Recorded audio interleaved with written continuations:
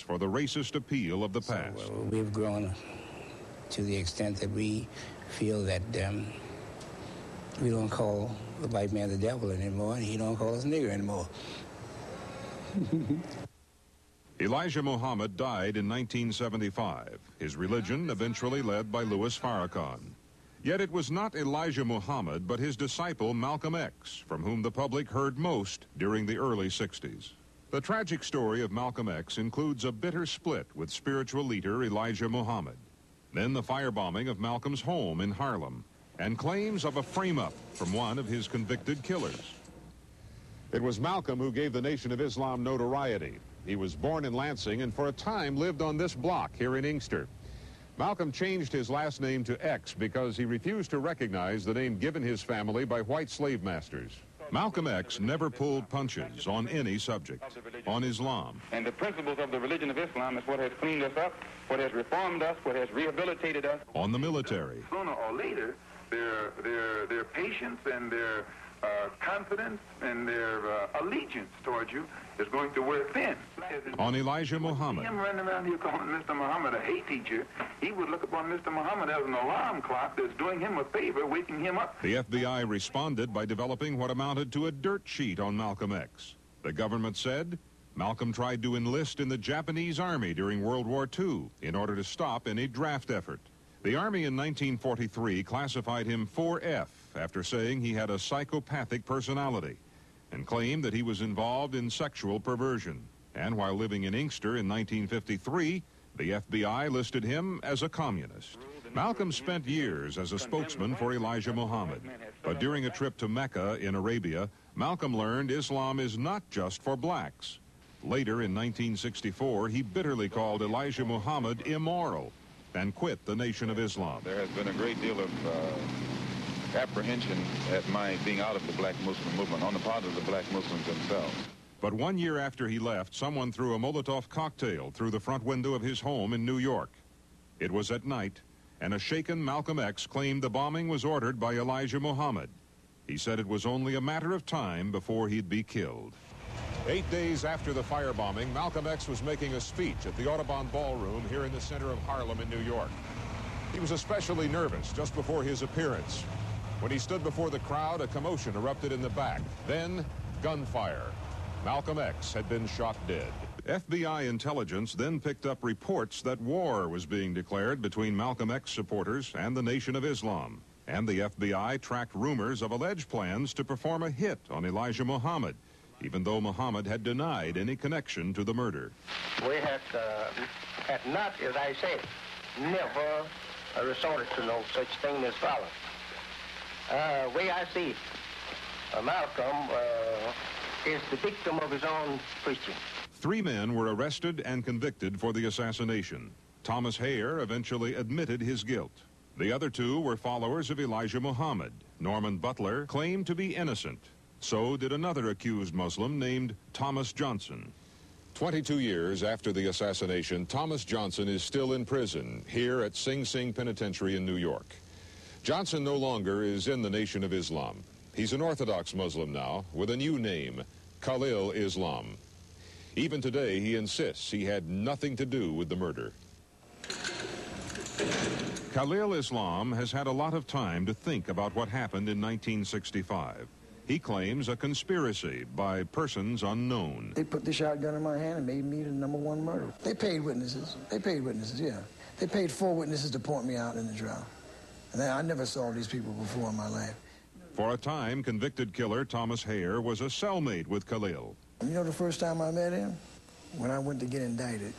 First time I ever saw him in my life. They made me his co-defendant. That's why I said this is a very interesting case, man. You know, I can't even believe I've been here almost 22 years.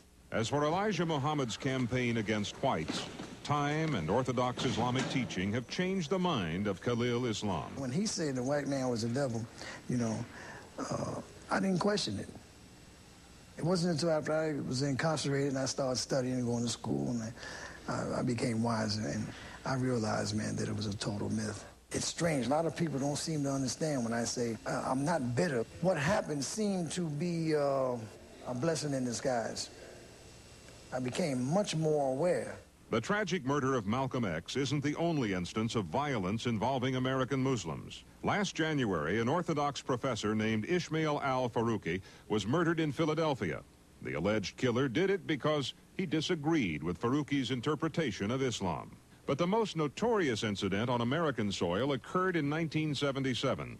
That's when a band of 12 men from the Hanafi Muslim sect took hostages at 3 buildings in Washington, D.C. The Jewish B'nai B'rith headquarters, a Washington area Islamic center, and the D.C. government building.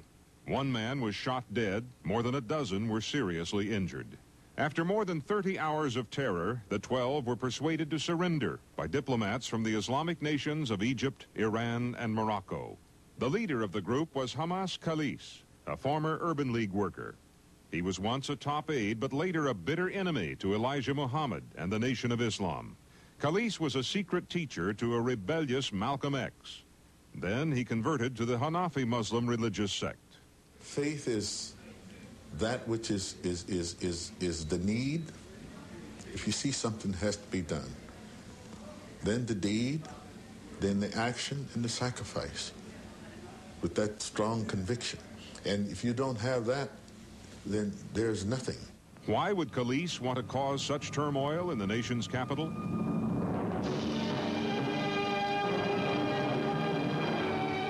A $17 million Hollywood movie is why. The title, Muhammad, the Messenger of God. Hamas Khalis and his band of men demanded the movie be banned from theaters. Under Orthodox readings of Islamic law, it's heresy to picture or represent the Prophet Muhammad in any way. You are the messenger of God. Yet they mock, abuse, and plunder us, and we do nothing. The epic film only depicted Muhammad's shadow at times, but that was enough for Khalis and his men to take action. Now, 10 years into a 41-year sentence, Hamas Khalis still insists he acted on Islamic principles. When we have to stand up for the faith, many times we have to sacrifice with our life.